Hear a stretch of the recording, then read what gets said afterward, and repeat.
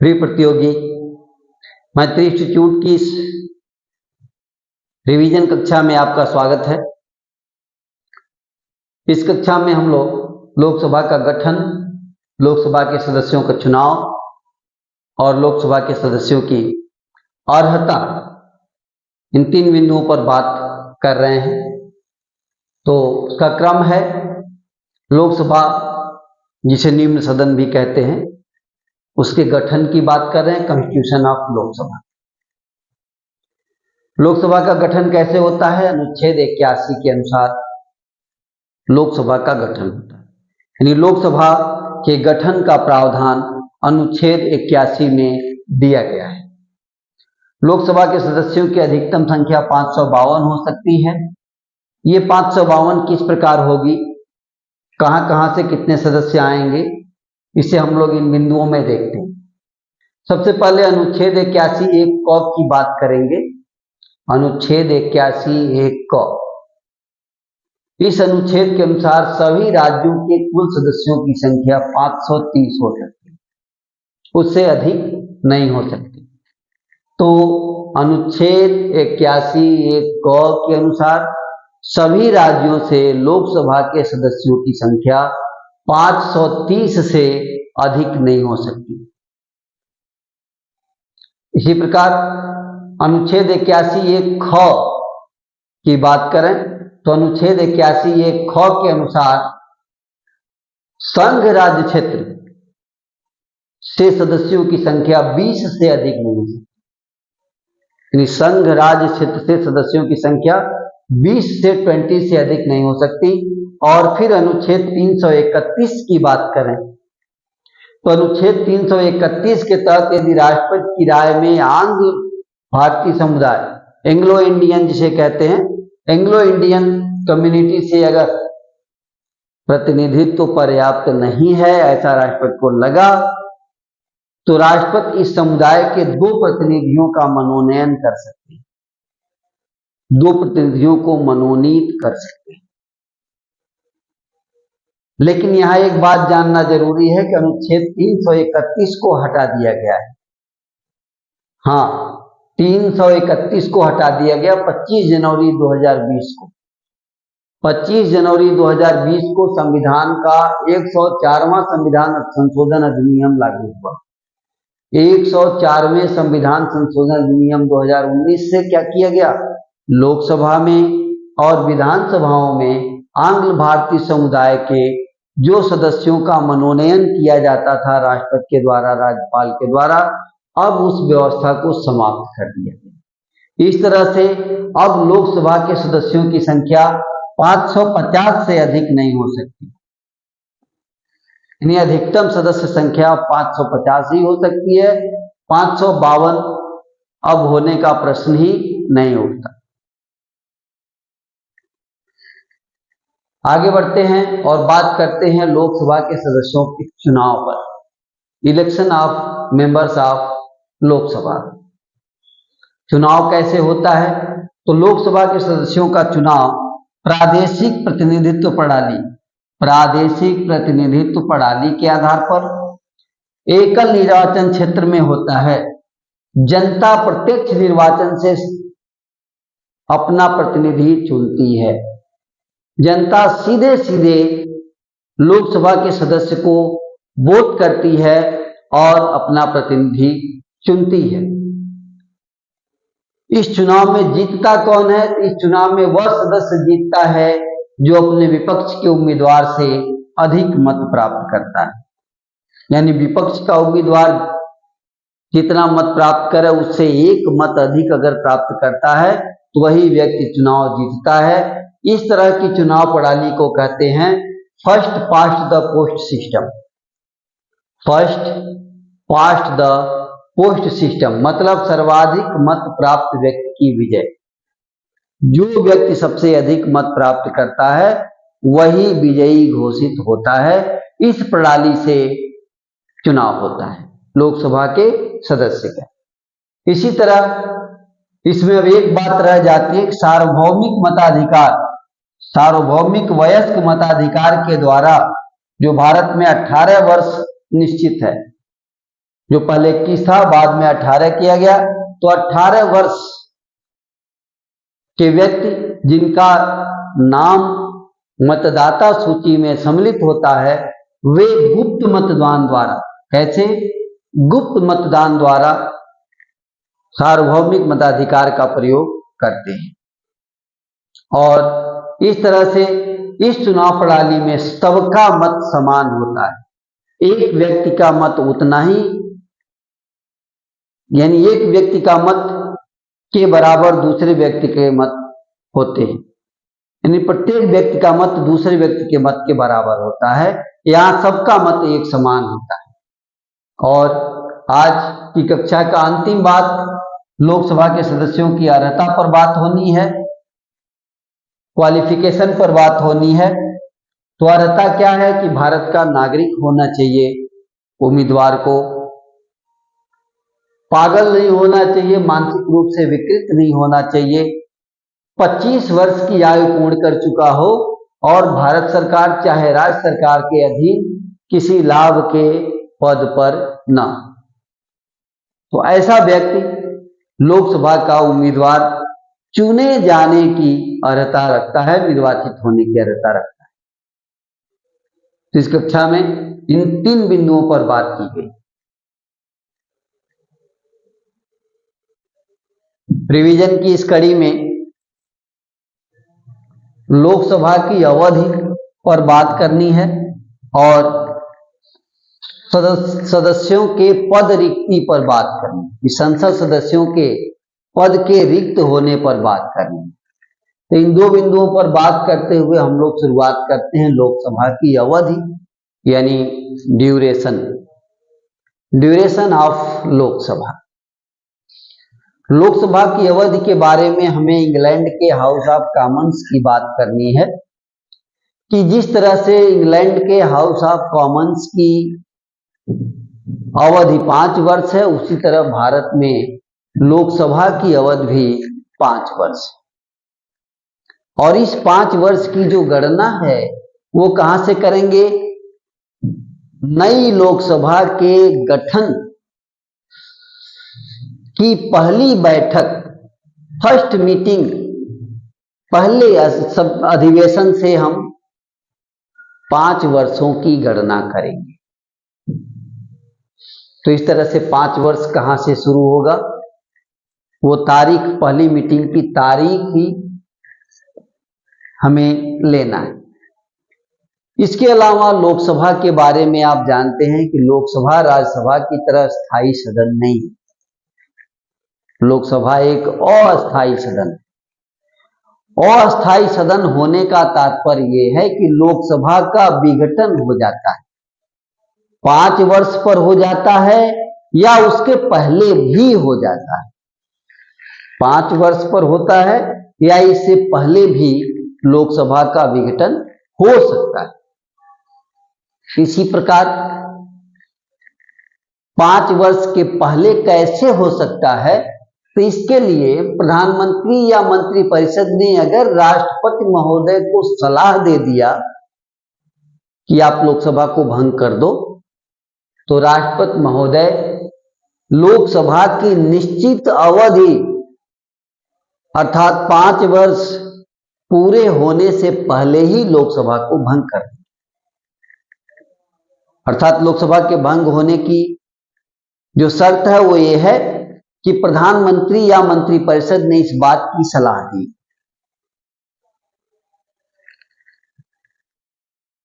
इसके अलावा एक महत्वपूर्ण बात यह है कि विशिष्ट परिस्थिति में लोकसभा की अवधि 5 वर्ष से अधिक भी हो सकती है।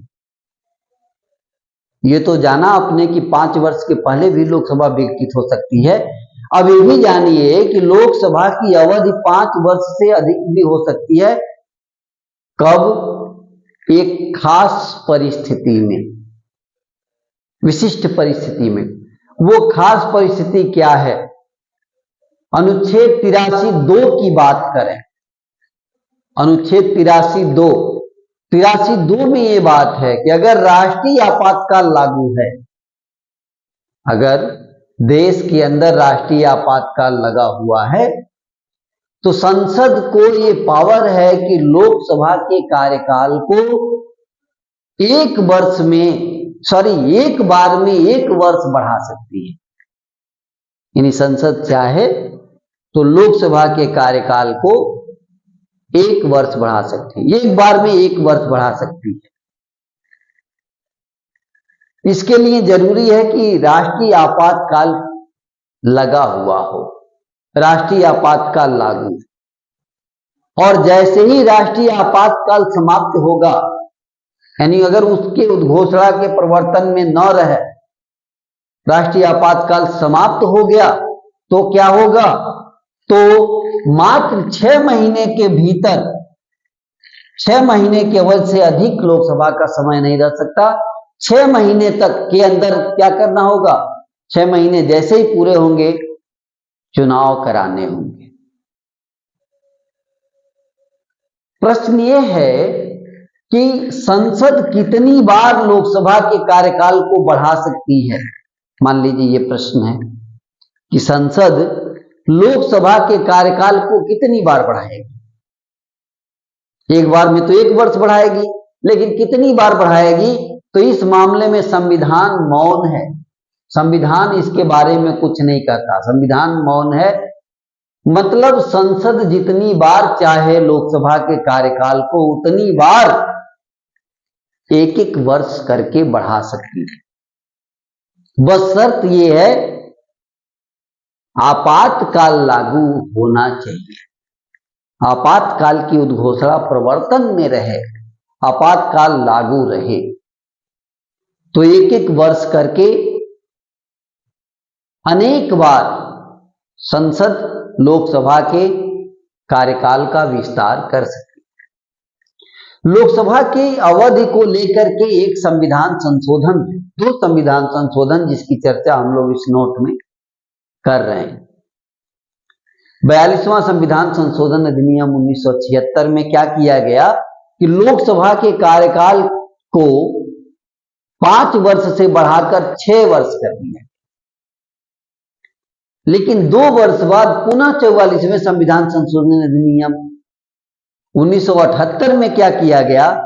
तो फिर से 83(2) में संशोधन किया गया और संशोधन करके लोकसभा के कार्यकाल को फिर से 5 वर्ष कर दिया। तो लोकसभा के कार्यकाल पर कोई फर्क नहीं पड़ा। संविधान के प्रारंभ में भी लोकसभा का कार्यकाल 5 वर्ष था, आज भी लोकसभा का कार्यकाल 5 वर्ष है। इसके पश्चात हम लोग बात करेंगे संसद सदस्यों के पद रिक्त होने पर, कि संसद सदस्यों का पद किन परिस्थितियों में रिक्त होता है। इसमें सबसे पहली बात यह है कि अगर कोई संसद सदस्य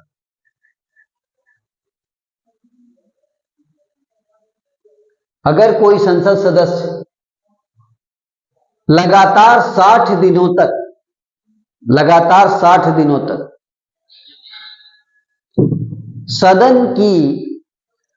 सदन के अधिवेशनों से अनुपस्थित रहता है, वो भी बिना सूचना दिए, तो उस सदस्य का स्थान रिक्त किया जा सकता है। यानी संसद में अगर 60 दिनों तक कोई सदस्य लगातार संसद के अधिवेशनों में, सभी अधिवेशनों में अनुपस्थित रहता है, वो भी बिना सूचना दिए, तो सदन उसकी स्थान को रिक्त घोषित कर सकता है। यानी सदन से उसका स्थान रिक्त घोषित हो जाएगा। इसके अलावा एक बात यह है कि कोई व्यक्ति एक ही समय संसद और राज्य विधानमंडल के किसी सदन का सदस्य नहीं हो सकता। यह भी ध्यान रहे कि एक ही बार में संसद का सदस्य और दूसरी तरफ राज्य विधानमंडल का सदस्य होना यह संभव नहीं है। मान लीजिए ऐसी परिस्थिति आ गई और कोई व्यक्ति संसद के लिए भी चुनाव जीत गया और विधानमंडल के लिए भी चुनाव जीत गया, 2 चुनाव जीत गया, 2 पद उसके पास हैं, तो निर्वाचित होने के 14 दिन के भीतर, कितने दिन के भीतर? 14 दिन के अंदर उस व्यक्ति को विधानमंडल की सदस्यता से त्यागपत्र देना होगा। ऐसा न करने पर उसकी संसद की सदस्यता, सदन की सदस्यता चली जाएगी। तो इससे स्पष्ट हुआ कि कोई व्यक्ति एक समय में एक से अधिक सदनों का सदस्य नहीं रह सकता।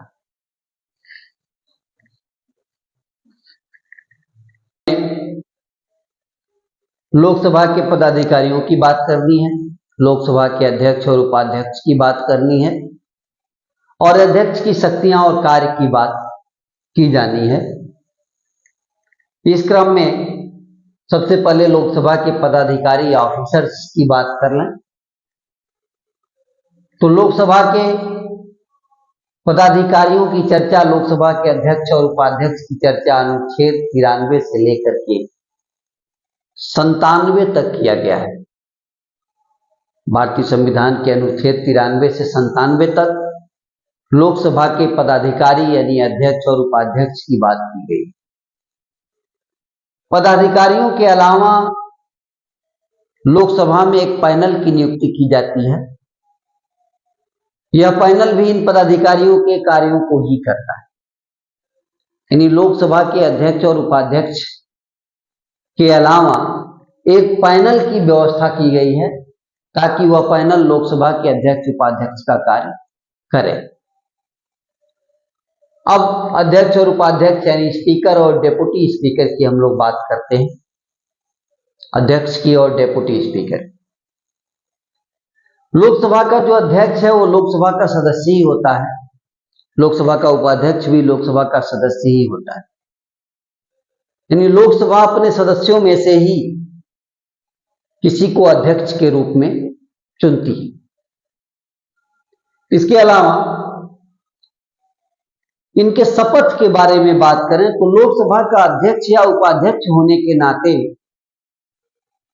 इनका कोई शपथ ग्रहण नहीं होता।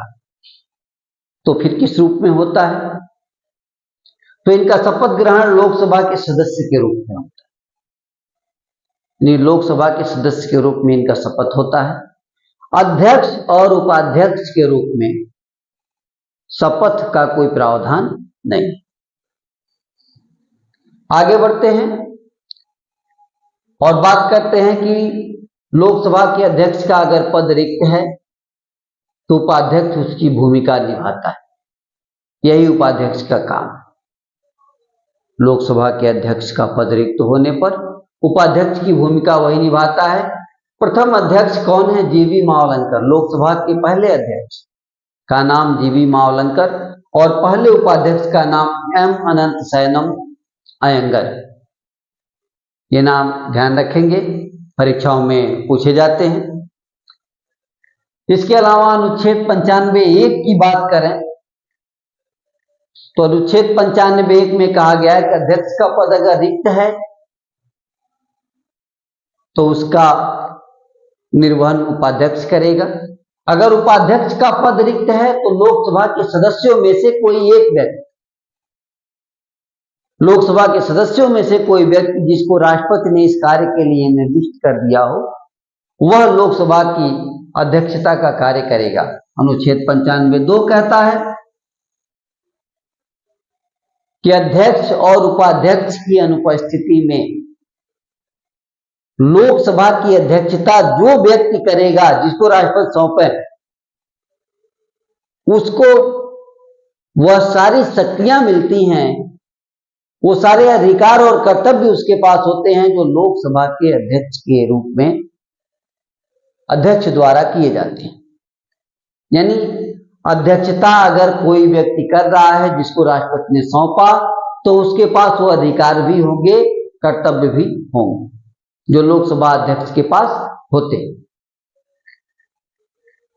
अब बात करते हैं हम लोग अध्यक्ष की शक्तियां और कार्य के बारे में, यानी पावर्स एंड फंक्शन के बारे में बात करेंगे कि लोकसभा अध्यक्ष का पावर क्या है और फंक्शन क्या है।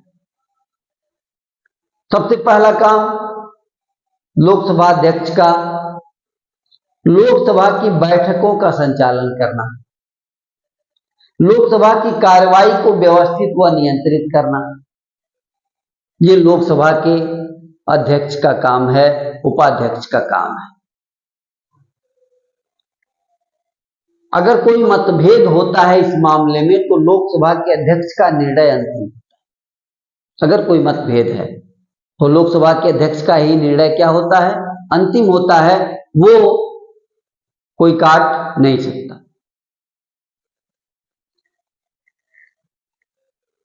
अनुच्छेद 110 की बात करें, अनुच्छेद 110 के अनुसार कोई विधेयक धन विधेयक है या नहीं, इसका निर्णय लोकसभा के अध्यक्ष के द्वारा किया जाता है। कोई विधेयक धन विधेयक है या नहीं, इसका निर्णय कौन करता है, इसका निर्णय लोकसभा का अध्यक्ष करता है। इसी तरह अनुच्छेद 108 की बात करें तो अनुच्छेद 108 के अनुसार दोनों सदनों में किसी विधेयक को लेकर के अगर गतिरोध की स्थिति आ जाती है, दोनों सदनों में गतिरोध की स्थिति हो जाती है, तो दोनों सदनों की संयुक्त बैठक ज्वाइंट सिटिंग की अध्यक्षता लोकसभा अध्यक्ष करता है। ज्वाइंट सिटिंग की अध्यक्षता कौन करता है, लोकसभा अध्यक्ष करता है। ध्यान रहे, ज्वाइंट सिटिंग संयुक्त बैठक बुलाता राष्ट्रपति है, लेकिन अध्यक्षता लोकसभा का अध्यक्ष करता है। यह प्रश्न बार बार पूछा गया। इसके अलावा अगर किसी प्रस्ताव के पक्ष और विपक्ष में मतदान हुआ और मत बराबर हो गए, किसी प्रस्ताव के पक्ष में और विपक्ष में मत क्या हो गए, बराबर हो गए, अनिर्णायक की स्थिति है, तो लोकसभा का अध्यक्ष अपना निर्णायक मत देता है। लोकसभा अध्यक्ष का मत क्या होता है, निर्णायक होता है, डिसाइडिंग होता है। आगे बढ़ते हैं और बात करते हैं दल बदल विरोधी कानून। अगर दल बदल विरोधी कानून की शिकायत किसी सदस्य के ऊपर है, किसी सदस्य ने दल बदल किया, दल बदल विरोधी कानून के अनुसार उसकी शिकायत हो गई, तो उसकी शिकायत का संज्ञान अध्यक्ष लेता है और अध्यक्ष ही उसकी निरर्हता, उसके डिस्क्वालिफिकेशन का फैसला करता है। उसके डिस्क्वालिफिकेशन का फैसला कौन करेगा, अध्यक्ष ही करेगा। इसी प्रकार लोकसभा अध्यक्ष ही ये तय करते हैं कि कौन सदस्य सदन में कितना बोलेगा, कब बोलेगा और कौन नहीं बोलेगा। यानी सदन में बोलना सदन की कार्यवाही है और ये लोकसभा के अध्यक्ष का ही निर्णय है कि वह किसको कितना वक्त देते हैं सदन में बोलने के लिए। इसके बाद हम लोग बात करते हैं कि अगर सदन की बैठक के लिए गणपूर्ति नहीं है, गणपूर्ति जिसका मतलब होता है कुल सदस्य संख्या की 1/10वां भाग या 1/10वां भाग अपनी लोकसभा में 55 होता है। यानी अगर गणपूर्ति नहीं है सदन की बैठक के लिए, न्यूनतम संख्या नहीं है 1/10, तो लोकसभा का अध्यक्ष सदन की बैठक को तब तक के लिए स्थगित कर सकता है जब तक गणपूर्ति न हो जाए। तो गणपूर्ति नहीं होने पर सदन की बैठक को क्या करना, स्थगित करने का अधिकार भी लोकसभा अध्यक्ष का। इस गणपूर्ति के मामले में अनुच्छेद 103 की बात करेंगे तो अनुच्छेद 103 में गणपूर्ति को परिभाषित किया गया है। गणपूर्ति का मतलब कुल सदस्य संख्या का 1/10, 10वां भाग, जो 55 माना जाता है। वर्तमान लोकसभा के वर्तमान अध्यक्ष कौन है, तो ओम बिरला आप वर्तमान अध्यक्ष हैं लोकसभा की। उपाध्यक्ष का पद रिक्त है, तो इस लोकसभा में वर्तमान अध्यक्ष ओम बिरला जी हैं।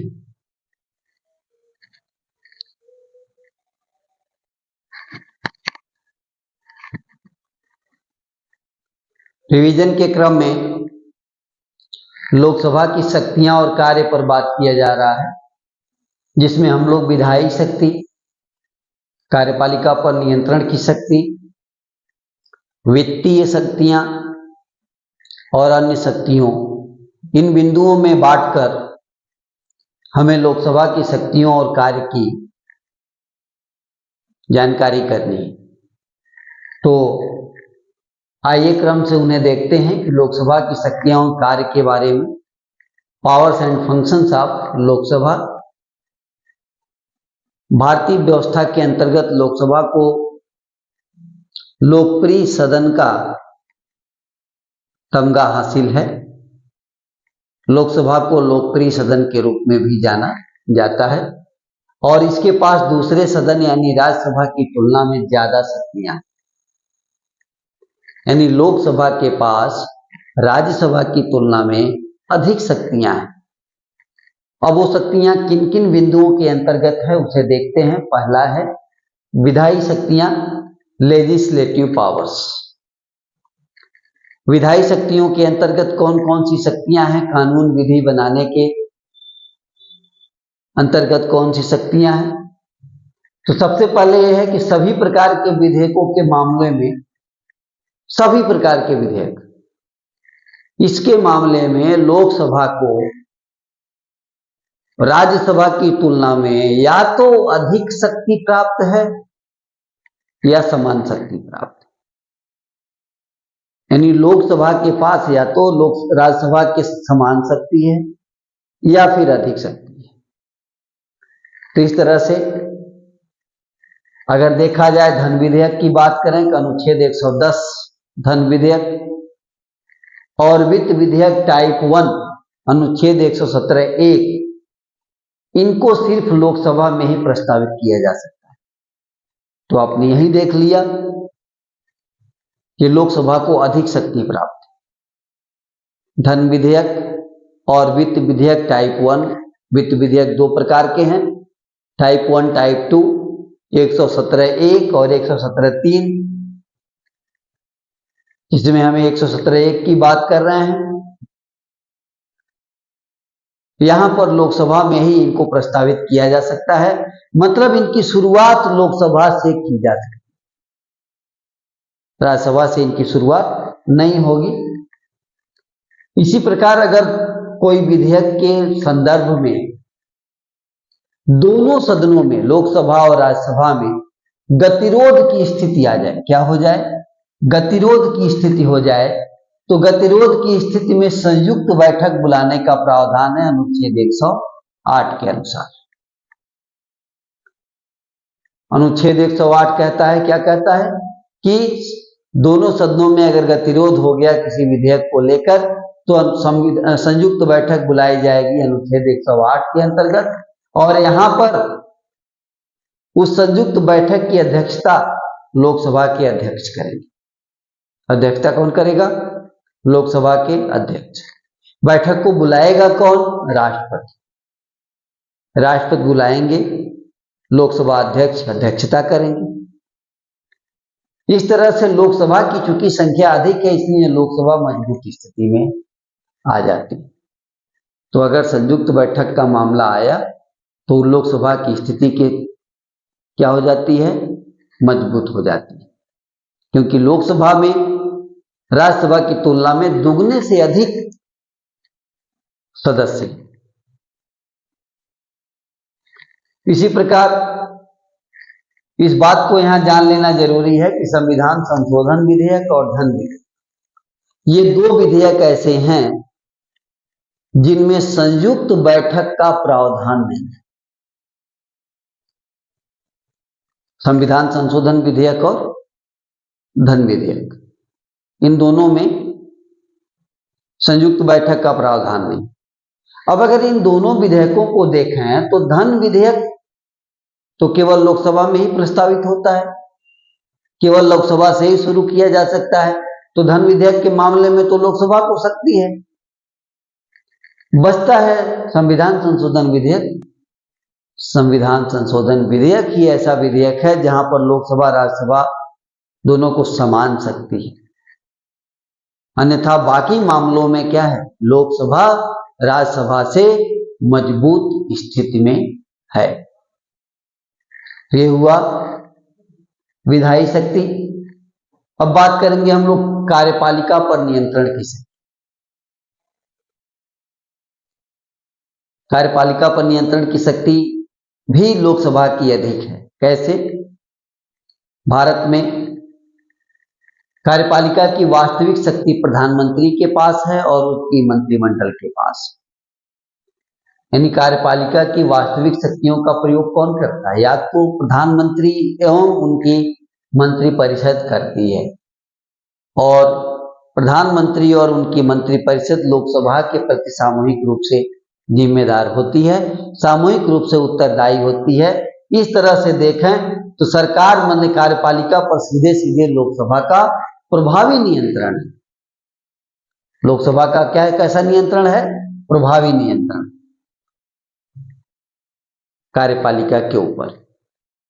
तो भारतीय व्यवस्था में कार्यपालिका के ऊपर लोकसभा का प्रभावी नियंत्रण देखा जाता है। अन्य शक्तियां की बात की जाए, नहीं, पहले वित्तीय शक्ति की बात करना, फिर अन्य शक्तियों की बात करें। वित्तीय शक्ति के मामले में सीधा सीधा है कि वित्तीय मामलों में लोकसभा के पास राज्यसभा की तुलना में अधिक शक्ति है। वित्तीय मामलों में लोकसभा के पास अत्यधिक शक्ति है राज्यसभा की तुलना में। धन विधेयक सिर्फ लोकसभा में ही प्रस्तावित किया जा सकता है, जिससे पता चलता है कि लोकसभा में धन से संबंधित, वित्तीय से बातों से संबंधित शक्ति लोकसभा के पास अधिक है राज्यसभा की तुलना में। कुछ और शक्तियां भी हैं जिसे अन्य शक्तियां करके हम लोगों ने टॉपिक बनाया है, अदर पावर्स। अदर पावर्स में यह है कि लोकसभा जो है वो राष्ट्रपति और उपराष्ट्रपति के निर्वाचन में भाग लेती है। लोकसभा राष्ट्रपति और उपराष्ट्रपति के निर्वाचन में भाग लेती है, और राष्ट्रपति के ऊपर अगर महाभियोग संबंधी प्रस्ताव है तो प्रस्ताव लोकसभा भी पारित करती है। तो राष्ट्रपति उपराष्ट्रपति के निर्वाचन में लोकसभा समान रूप से, और राष्ट्रपति को हटाने में महाभियोग प्रक्रिया में भी लोकसभा का राज्यसभा के साथ समान अधिकार है। वहीं राज्यसभा अगर उपराष्ट्रपति को हटाने के लिए प्रस्ताव पारित करती है, क्योंकि उपराष्ट्रपति को हटाने का प्रस्ताव केवल लोकसभा राज्यसभा से लाया जा सकता है, लोकसभा से नहीं। लेकिन हाँ, अगर राज्यसभा ने प्रस्ताव को, उपराष्ट्रपति को हटाने के प्रस्ताव को पारित कर दिया है तो उसका अनुमोदन लोकसभा द्वारा किया जाता है। अगर लोकसभा ने अनुमोदन नहीं किया तो राज्यसभा द्वारा राष्ट्रपति को उपराष्ट्रपति को हटाने की प्रक्रिया पूर्ण नहीं होती। तो उपराष्ट्रपति को बिना लोकसभा की सहमति के हटाया नहीं जा सकता। इसी प्रकार सर्वोच्च न्यायालय तथा उच्च न्यायालयों के न्यायाधीशों को हटाना अगर चाहें तो उन्हें भी लोकसभा की सहमति के बिना हटाया नहीं जा सकता। तो इस प्रकार लोकसभा के अधिकार और लोकसभा के कार्य, इसके बारे में हम लोगों ने जाना। धन्यवाद।